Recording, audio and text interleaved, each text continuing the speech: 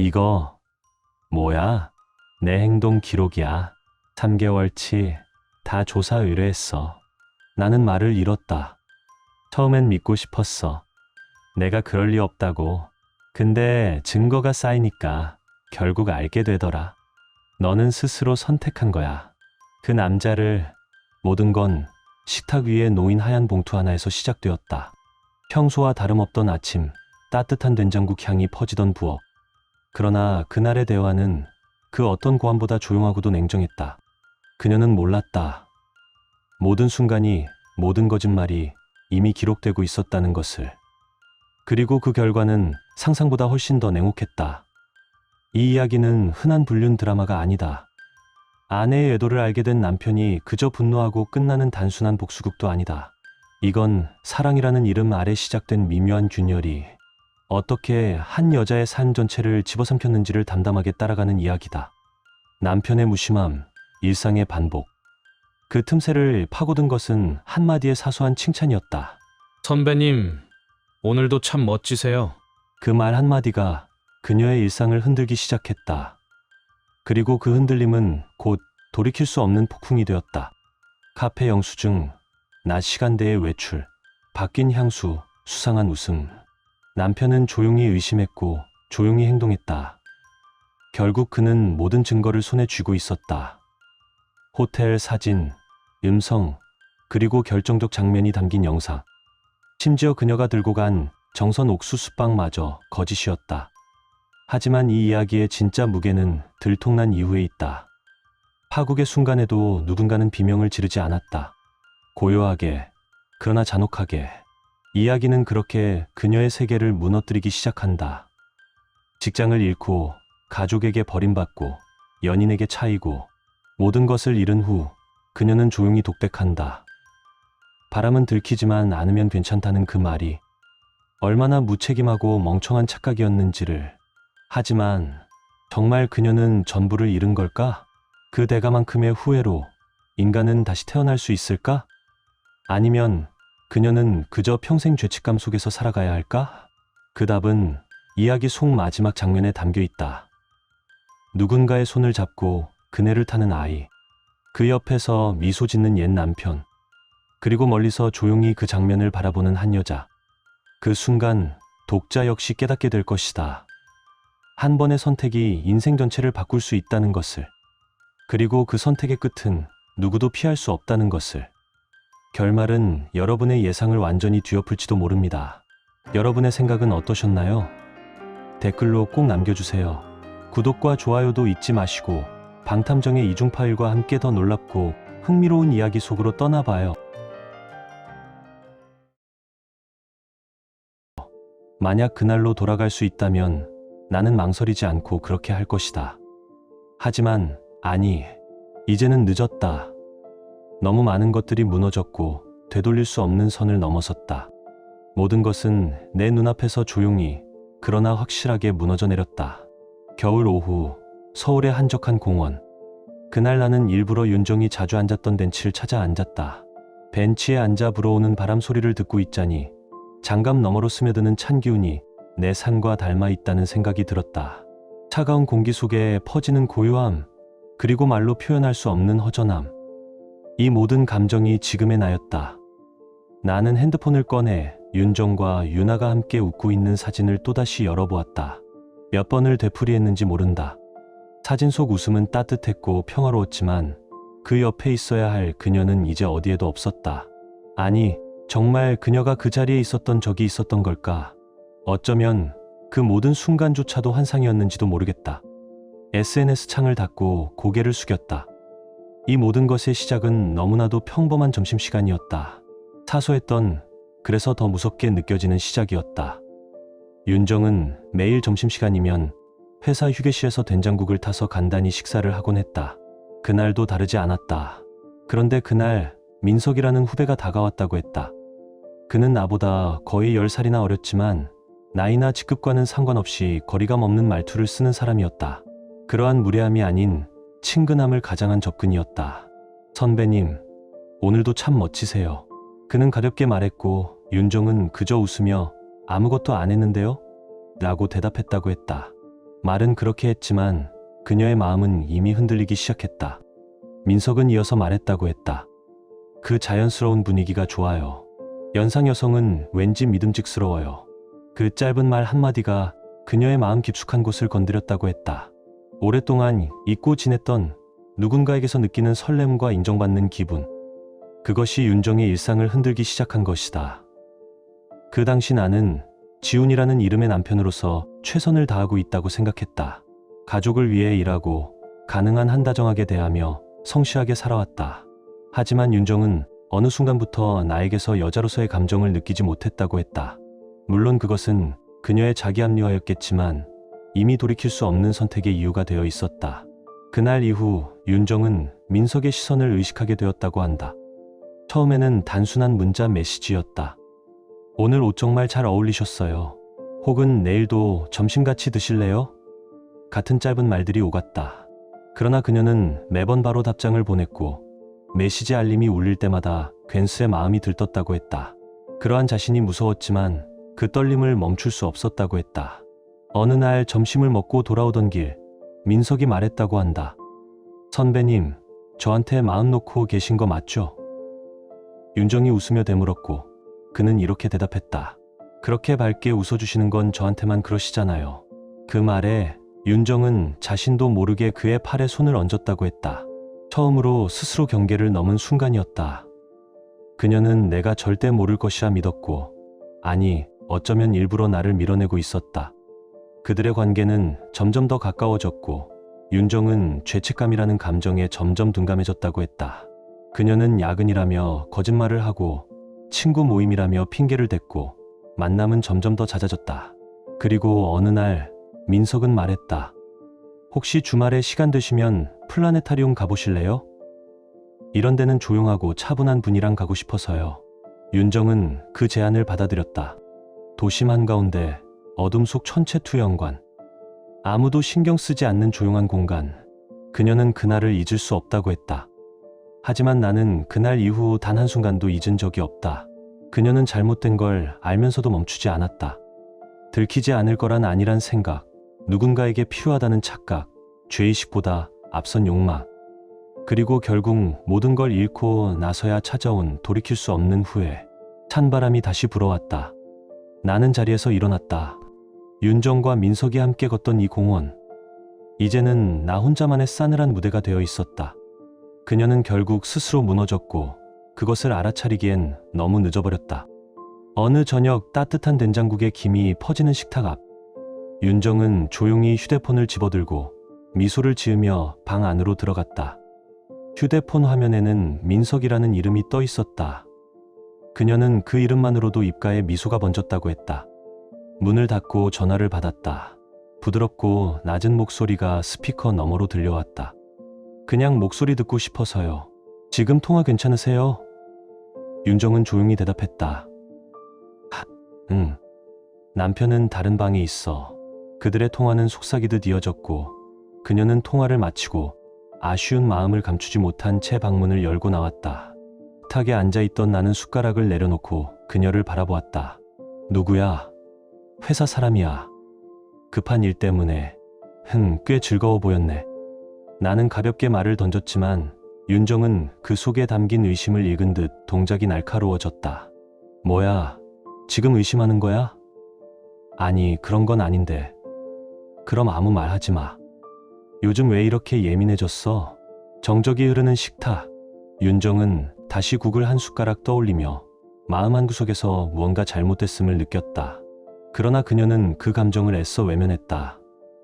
마치 아무 일도 없었다는 듯이 또 하루가 그렇게 지나가고 있었다.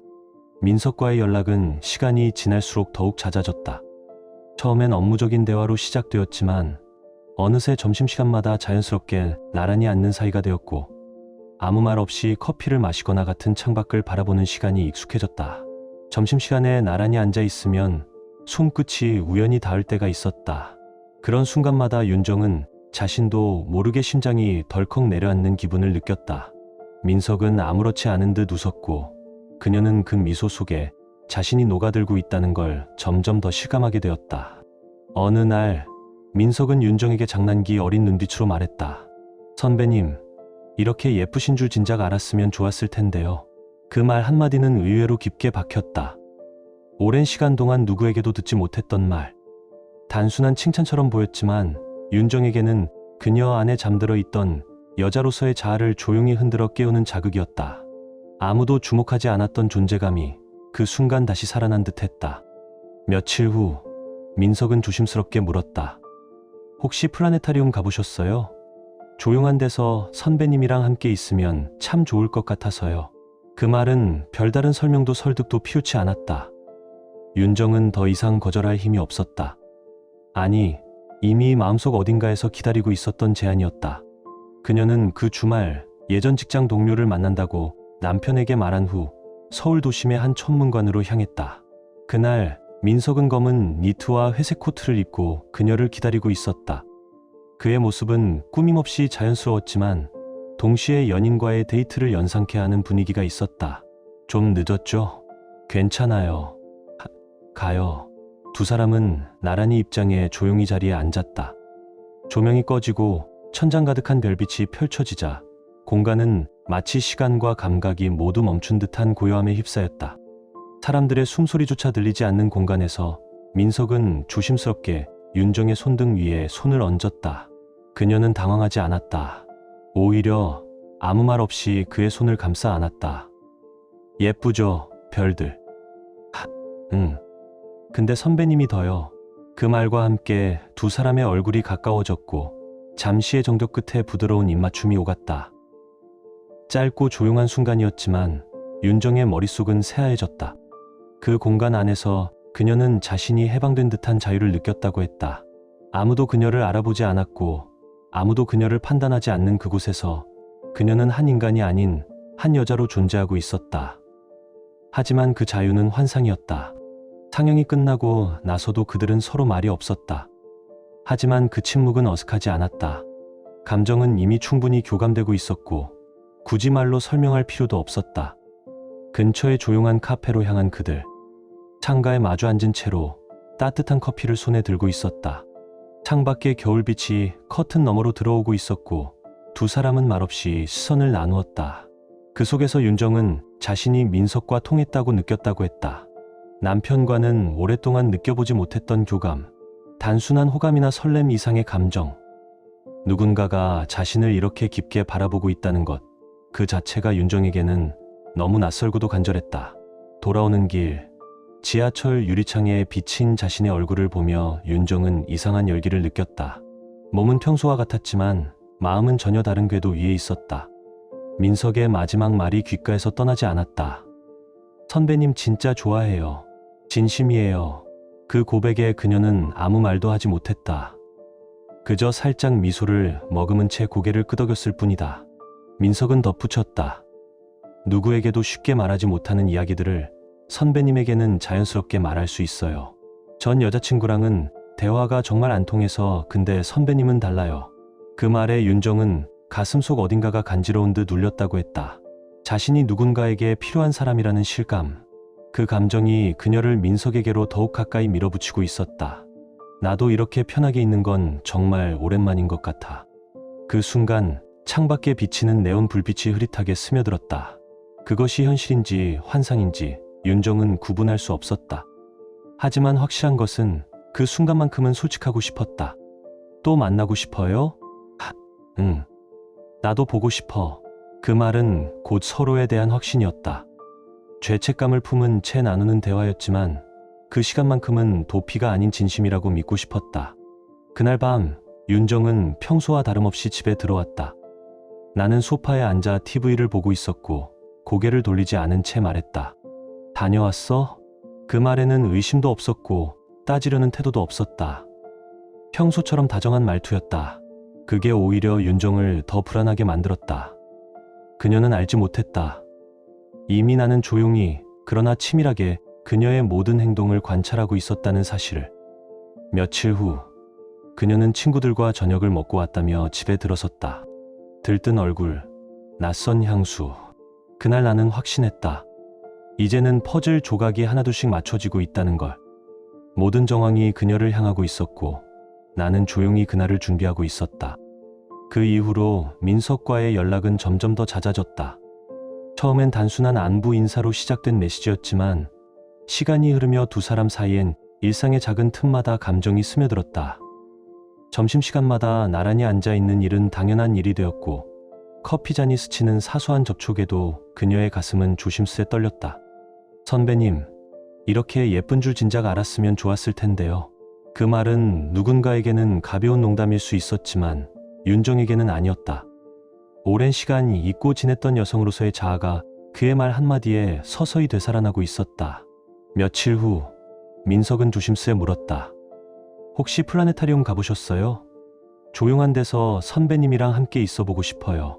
그 말에 윤정은 더 이상 거절하지 못했다.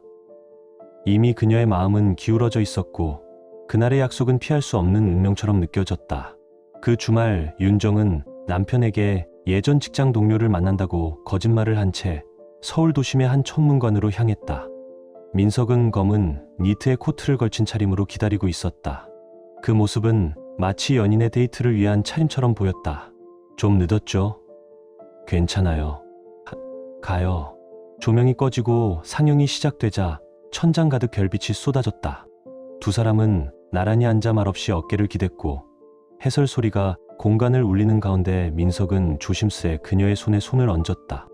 그녀는 거부하지 않았다. 오히려 천천히 그의 손을 감쌌다.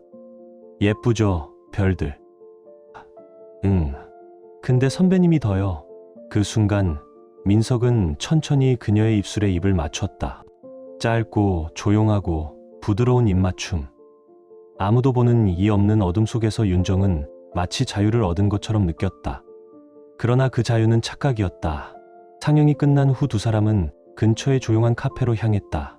창가 자리에 앉은 두 사람 사이에는 따뜻한 눈빛만이 오갔다. 말보다 시선이 더 많은 감정을 전했고 윤정은 그 감정 속에서 오랜만에 누군가와 마음이 통하는 듯한 환상을 느꼈다고 했다. 그날 밤 집으로 돌아오는 길, 그녀의 가슴은 창밖의 불빛처럼 어지럽게 요동쳤다. 민석의 마지막 말이 자꾸 떠올랐다. 선배님 진짜 좋아해요. 진심이에요. 그 말에 그녀는 아무 대답도 하지 못했다. 그저 고개를 끄덕이며 미소만 지었을 뿐이었다. 그날 밤 윤정은 아무 일 없다는 듯 집에 들어왔다. 나는 소파에 앉아 조용히 TV를 보며 말했다. 다녀왔어? 그 말에는 의심도 추궁도 없었다. 평소와 다름없는 웃음이었다. 그러나 그녀는 모른다. 이미 나는 보이지 않는 그물망을 조용히 펼쳐놓았다는 사실을. 어느 날 그녀는 잠깐 전화 좀 하고 방으로 들어갔다. 새어나오는 목소리는 달콤하고 장난기 어린 말투였다. 내가 아는 아내의 목소리가 아니었다. 나는 결심했다. 증거를 모으는 게 목적이 아니었다. 도망칠 구멍을 완전히 막기 위한 준비였다. 나는 인터넷을 통해 지역의 한 탐정 사무소를 찾았다. 평일 점심 직접 사무실을 찾아가 차분히 말했다. 대상은 아내입니다. 근무처는 한강종합서비스. 오전 9시부터 오후 3시까지 근무하고 있고 현재 외도 가능성이 높습니다.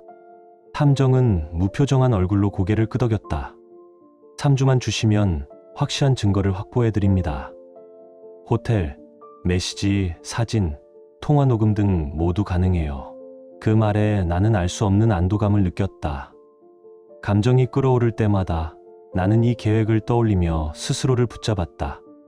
직접 그녀의 휴대폰을 확인할 수는 없었지만 어느 날 빨래를 걷던 중 그녀의 코트 주머니에서 낯선 카페 영수증을 발견했다. 점심시간이었다.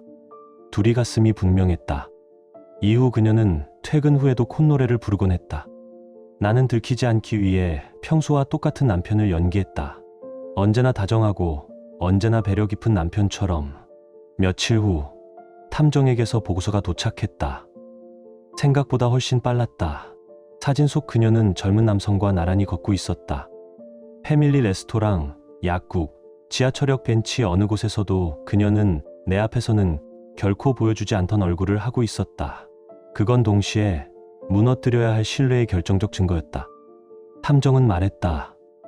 이번 주말 온천 지역으로 1박 2일 여행이 예약되어 있습니다. 어양께서는 친구들과 간다고 하셨다는데 확인해 보시죠. 나는 웃음이 나왔다. 이 정도까지 대놓고 거짓말을 한다니.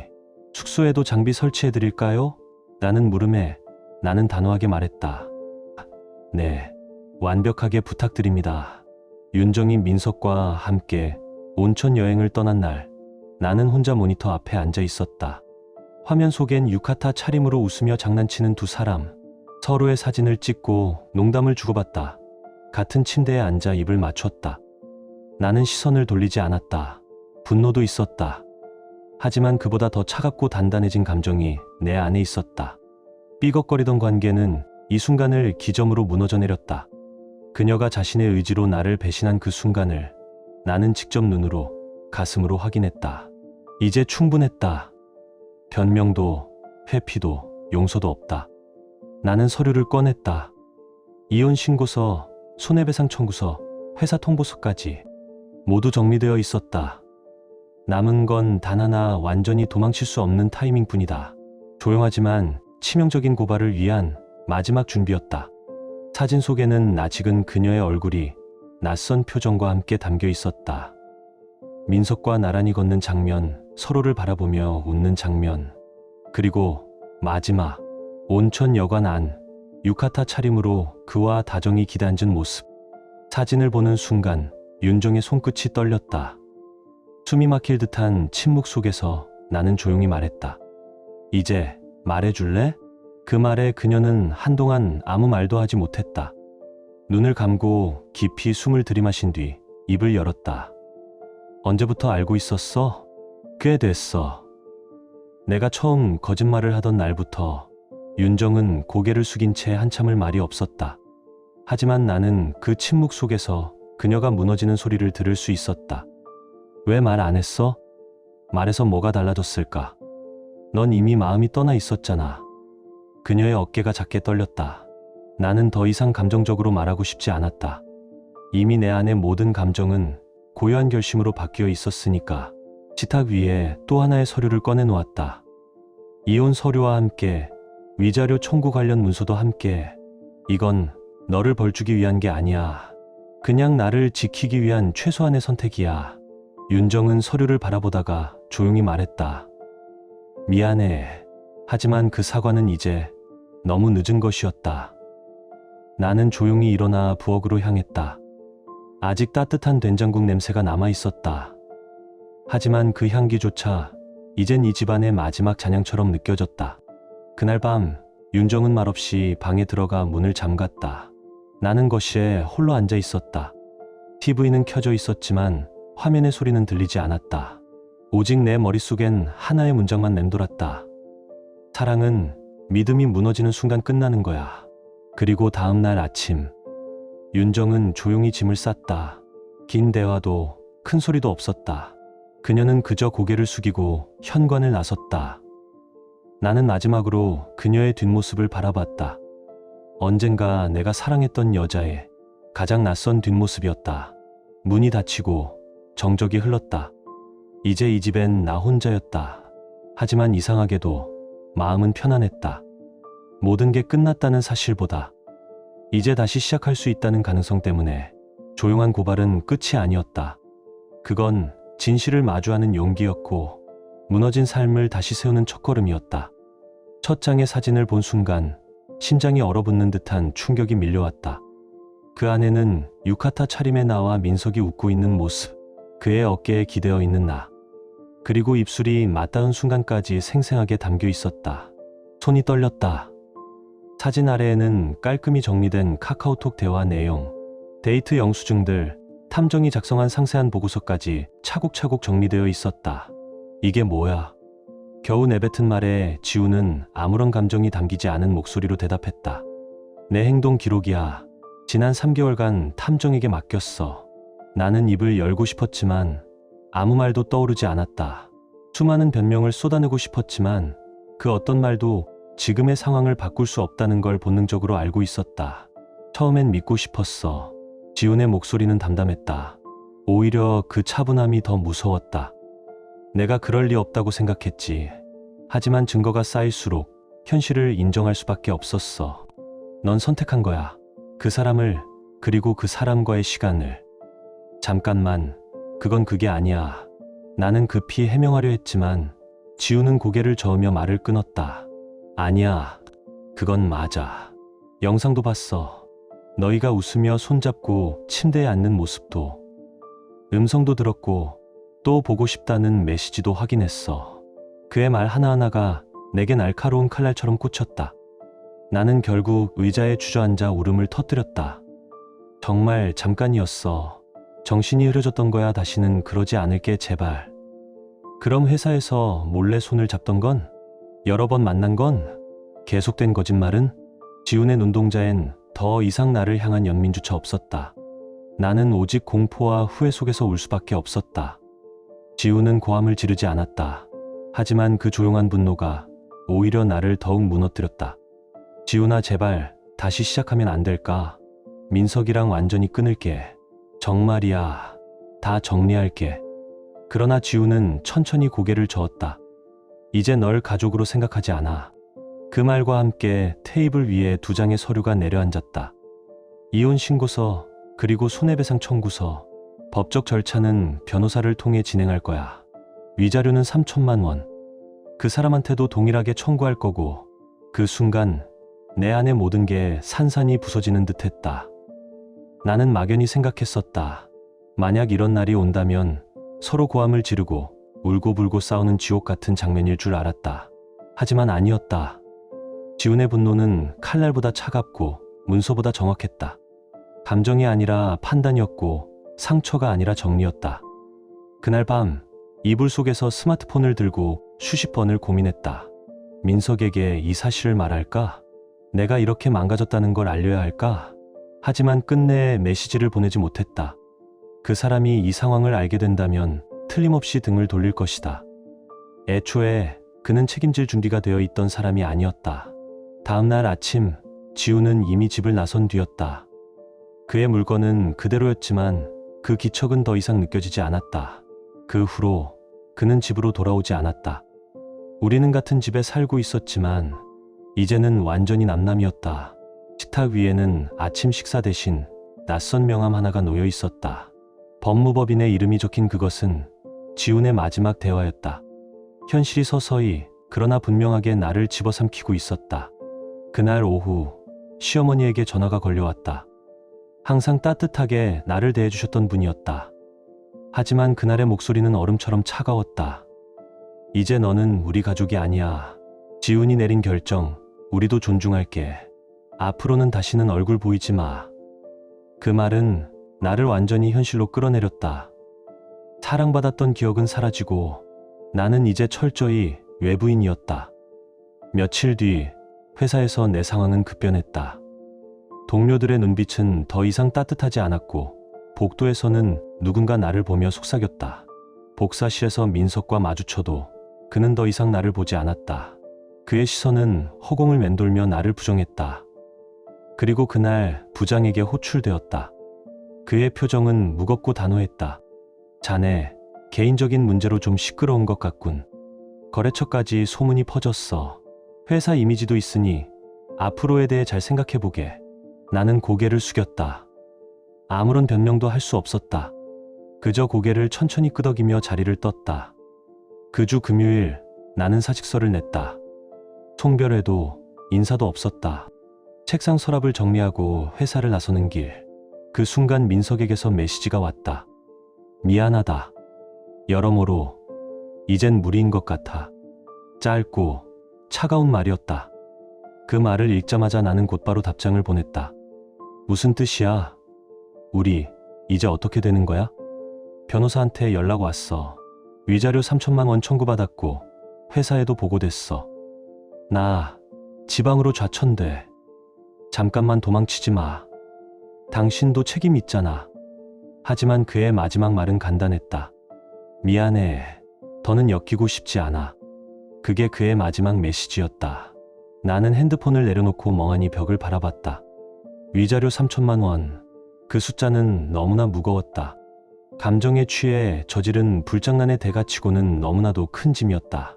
적금으론 부족했다. 결국 부모님께 고개를 숙일 수밖에 없었다. 부모님은 실망과 분노를 숨기지 않았다. 아버지는 떨리는 목소리로 말했다. 넌 우리 집안의 수치다. 그 말은 내 마음에 박힌 또 하나의 못이었다.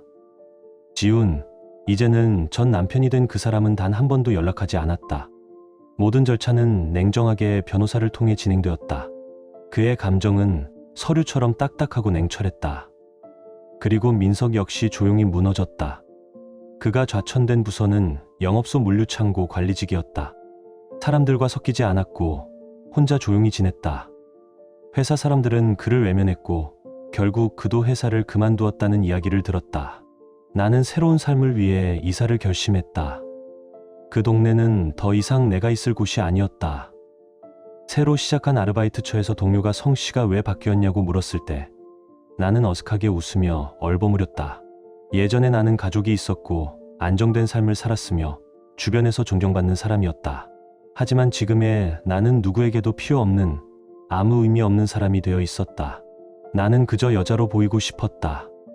자극이 필요했다. 하지만 그때의 선택이 얼마나 어리석었는지를 지금은 뼛속까지 후회하고 있다. 작은 원룸, 창밖으로 겨울 햇살이 희미하게 스며들고 있었다.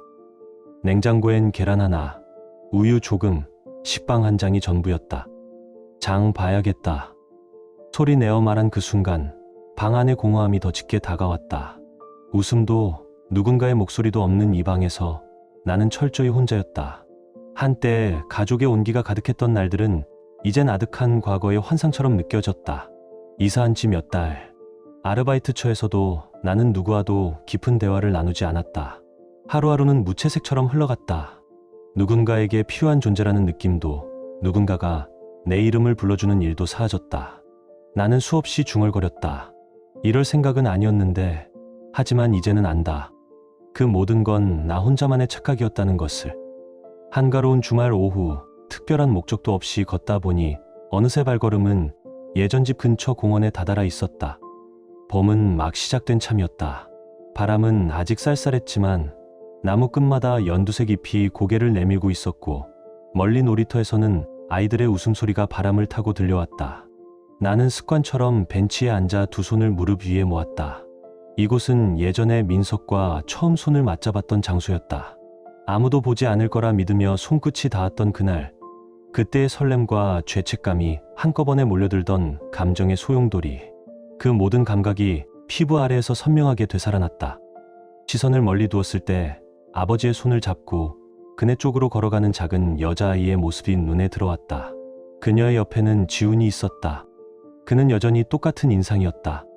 차분하고 온화한 눈빛, 사람을 편하게 해주는 무심한 배려, 말하지 않아도 진심이 느껴지는 사람이었다. 그의 옆에는 낯선 여성이 팔짱을 끼고 함께 걷고 있었다. 조용하고 부드러운 분위기의 사람이었다. 말은 없었지만 두 사람 사이에 흐르는 공기는 따뜻하고 자연스러웠다. 그 셋은 마치 오래된 가족처럼 평화롭게 걸었다. 서로를 알아가는 설렘이 아닌 이미 신뢰로 엮인 관계의 안정감. 내가 예전에 가졌던, 그리고 가볍게 부숴버린 모든 것들이었다. 목구멍이 타오르듯 뜨거워졌지만 이상하게도 눈물은 나지 않았다. 억지로 참고 있는 것도 아니었는데 그저 텅 빈 채로 바라볼 뿐이었다. 그 순간 지훈의 시선이 스치듯 나를 본 것 같았다. 하지만 눈은 마주치지 않았다. 그도 이미 내 존재쯤은 이 봄 공기처럼 스쳐가는 먼 기억의 일부가 되었을 것이다. 아이의 웃음소리는 맑았다. 나는 그 웃음이 지훈의 새 시작을 축복해주길 바라게 되었다. 그걸로 됐다. 그게 내가 감당해야 할 결과였다. 돌아가는 길, 나는 스마트폰을 꺼내 오래된 메시지함을 열어봤다. 이미 답이 없어진 사람들, 읽히지도 않은 대화들, 특히 민석에게 보냈던 마지막 메시지가 고스란히 남아있었다. 잠깐만 도망치지 마. 당신도 책임 있잖아. 그 짧은 문장조차 이제는 의미를 잃은 채 화면 속에만 남아있었다. 지금 생각하면 모든 것이 참 어리석었다. 한순간에 감정에 흔들리고 누군가의 시선과 말 몇 마디의 자아를 걸었으며 마치 들키지 않으면 괜찮다고 자신을 속였다. 하지만 이제는 안다. 들키지만 않으면 괜찮다는 생각이 얼마나 끔찍한 자기기만이었는지를. 가정은 사랑만으로 유지되지 않는다. 신뢰와 책임, 그리고 존중. 그 중 하나라도 빠지면 결국은 무너지는 구조물이다. 그리고 무너진 자리엔 나처럼 모든 것을 잃고 후회하는 사람만이 남는다. 지금 이 순간에도 누군가는 배우자의 눈을 속이고 조용히 거짓을 이어가고 있을지 모른다. 하지만 나는 이 자리를 빌려 말하고 싶다. 반드시 대가는 따라온다고. 그것은 시간이 걸리더라도 잊은 줄 알았던 순간에 되돌아온다고. 어느덧 바람이 거세졌다. 나는 코트깃을 세우고 천천히 자리에서 일어섰다. 다시는 돌아갈 수 없는 그곳에 미련을 두지 않으리라. 이제는 고개를 돌리지 않고 똑바로 걸어가야 할 시간이다. 내가 벌을 받아야 한다면 그 고통도 온전히 감수하겠다. 그게 내가 저지른 일에 대한 최소한의 예의이자 남은 삶에 대한 마지막 책임이니까. 지금 당신의 마음은 어떤가요? 이야기를 읽으며 떠오른 감정이나 생각이 있다면 댓글로 나눠주세요. 당신의 진심 어린 한마디가 누군가에겐 큰 위로가 될 수 있습니다. 이 짧은 이야기 속에 작은 온기나 잊고 지낸 감정 하나라도 담겨 있었다면 그것만으로 이 이야기는 충분히 의미 있는 시간이었을 거예요. 좋아요와 구독 그리고 공유는 이런 따뜻한 이야기가 더 많은 사람의 하루에 조용히 스며들 수 있는 힘이 됩니다. 함께 해주셔서 고맙습니다. 당신의 하루에도 조용한 평안과 따뜻한 사람이 함께하길 진심으로 바랍니다.